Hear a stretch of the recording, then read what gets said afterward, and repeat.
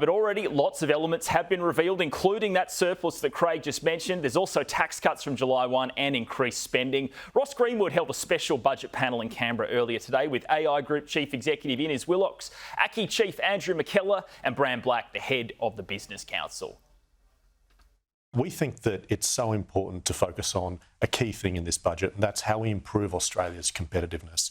I've spoken about that a number of times over the course of the last few months, but what we're pleased with what we've seen so far in this budget, is that there are some initiatives that will make a difference for business. We look at the changes with respect to FIRB, we look at the changes with respect to the removal of nuisance tariffs, the future made in Australia. There are some points that I'd like to come back to in that regard, but we've called for an Australian response to the IRA, and that is significant.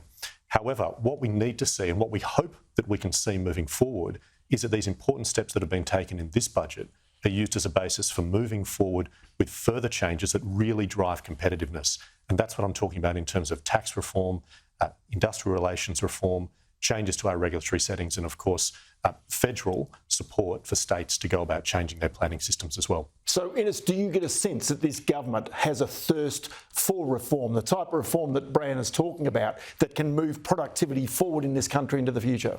Well, that'll be one of the first things we look at, Ross, in the budget, is to see how many times the Treasurer mentions the word productivity in his speech. We hope that he mentions it regularly, because that's going to be the important driver to make our economy more competitive. Yeah, we're facing a tightening labour market at the moment. We're facing really sticky inflation. We've got business conditions are toughening. R&D spend is at the lowest in a very long time. Productivity is going backwards. So this, in many ways, is a fork in the road budget, and we would hope that the government is able to grasp some of the opportunities here. Now, we've heard a lot from the Treasurer about so-called new economic orthodoxy after almost 30 years of growth. We need to really see what that looks like. And the other point here is there are some, some would say heroic, others would say questionable, some would say doubtful assumptions that have come out around inflation at the moment. We need to see what the government is going to put in place in terms of measures to suppress inflation. And just very quickly, if there's one piece of low-hanging fruit that the government could undertake in the budget that could improve our productivity, what do you imagine that would be? Well, we have to get the fundamentals right, and the budget is just part of that. And I don't think we're going to see anything structural in terms of this budget around productivity. We're not going to see anything related to workplace relations reform or, there'll be some infrastructure and the like. Where we think the government will make some significant improvements around productivity, which are really welcome, is going to be in the education, training and skills area, where the government has put, quite rightfully, a really significant focus coming out of the University Accord, a big focus on apprenticeships and training and learning for the future. We think that has a lot of potential. That's longer term, and that'll give us that longer term boost. Shorter term, that's where we're looking to see that we don't have any anti-productivity measures in the budget. Indeed. So, Andrew, your members, of course, right now, many of them manufacturers, many of them small and medium-sized businesses, they are suffering from a lack of competitiveness right now. In fact, the number of companies going broke right now is rising in many of your key member areas. So what can the government do to improve their lot while they're handing out energy rebates to families and while they're handing out childcare subsidies or childcare wage increases? What is it that your members could potentially have in their favour? Well, Ross, the thing I would say is that the first principle of the budget should be do no harm. So the thing that will best facilitate lower interest rates, take the pressure off interest rates, that is to do nothing that will increase inflationary pressure in the economy. So I think that is going to be a major focus. We've heard about the measures that have been spoken about in advance of the budget in terms of relief on cost of living pressures. I mean, they're one thing.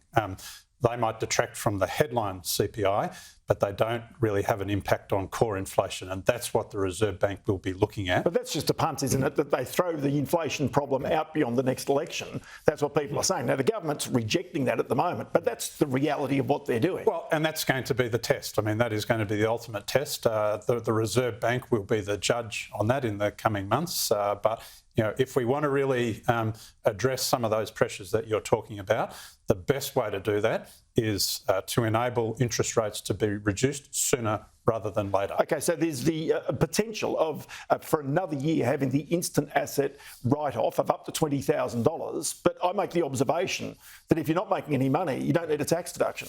Well, that's true. And to be able to claim it, it's got to be passed into legislation first. So, look, I think by all means, those are some useful things that can be done. Let's get the legislation passed. We think it could be broadened. We think it could be expanded to pick up a broader range of businesses. Business investment has been very weak now for some time. That's part of the productivity equation that we are talking about. So, look, I think those things would be useful, but let's get those fundamentals right. Okay, so Brand, go back to an investment allowance. That's the other big one that could potentially be in the budget in key areas. So in renewable energy, in some areas of that, certainly in some parts of the mining industry, potentially for nickel and also potentially for lithium miners and producers as well. Is this a sort of initiative that is welcomed by industry to try and provide the incentive to invest in the right areas for our economy? It absolutely is. It's important, I think, for us to remember that these are areas in which we do have natural advantages. So we do have a natural advantage in terms of critical minerals. We do have a natural advantage in terms of renewable energy. So we should be looking to support those natural advantages wherever we can. What we would always suggest, though, is that it's useful if we can extend these types of allowances or depreciation arrangements so that they are more broadly applied across the Australian economy. You know, at the end of the day, you want all boats to rise. You don't just want the boats to rise in a particular harbour. So for us, we always advocate for those broader measures, be it in terms of tax changes, allowances, if you will, industrial relations, regulatory reform and so forth. That's what we collectively believe is so useful for us to be thinking about in terms of a broader-based reform agenda.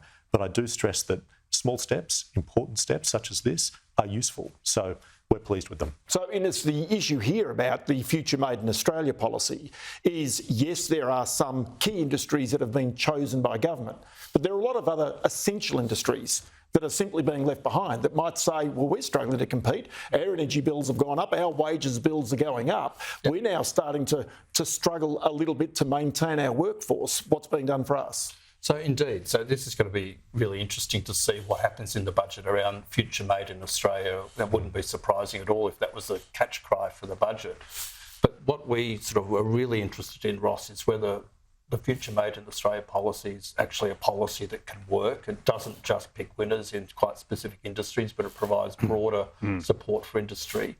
Or if it's just a bucket that everything gets thrown into, you know, in terms of industry support measures and broader economic measures. So this budget's got to be about prosperity, it's got to be about productivity, it's got to be about resilience. Now, where Future Made in Australia fits in is going to be really crucial to the economic outcomes over the next few years. Yes, the government needed a response to the Inflation Reduction Act, but there's still a lot of questions out there around, is this the right way? But a government's a government, right? Yep. And a government wants to be re-elected. Yep. Yep. And then what happens after the election may be a totally different sort of answer. But right now, the government's priority is having policies that will also see it re-elected.